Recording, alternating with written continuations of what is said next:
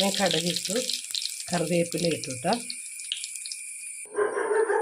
അതിലോട്ട് ഞാൻ മുളക് പൊടി, സ്വല്പം മല്ലിപ്പൊടി, മഞ്ഞൾപ്പൊടി, ഉലുവാപ്പൊടി ഇതെല്ലാം ഞാൻ ഇതിലോട്ട് ഇടണേ.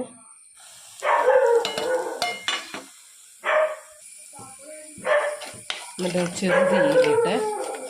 ചെറുതീയിലിട്ട് അത് മൂപ്പിച്ചു. നന്നായിട്ട് മൂത്ത് ചെറുതീയിലാണ് ഇട്ടേക്കണേ.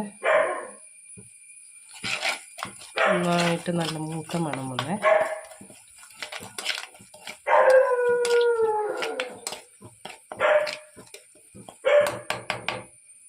അപ്പം ഞാൻ അതിലോട്ട് അരിഞ്ഞു വച്ചിരുന്ന ഉള്ളി, ഇഞ്ചി, വെളുത്തുള്ളി, പച്ചമുളക് എല്ലാം അതിലോട്ടിട്ട് വെറുതെ ഒന്ന് വഴറ്റി അതൊന്ന് ഇളക്കിയുള്ളൂ.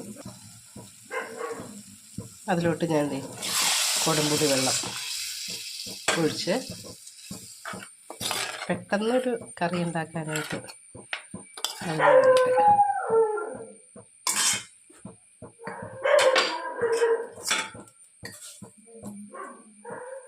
കുറച്ച് ഉപ്പിട്ട്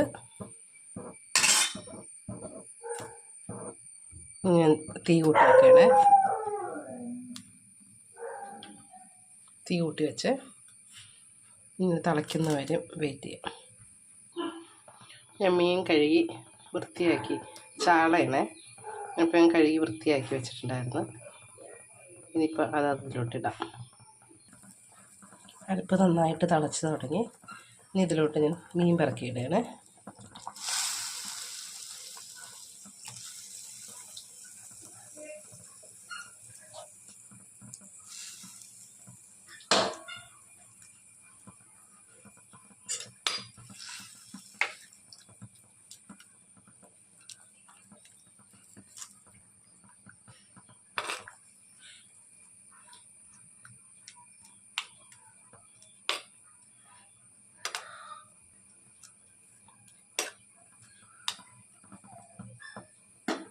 മൂടി വെച്ച് കറി വേവിക്കാം.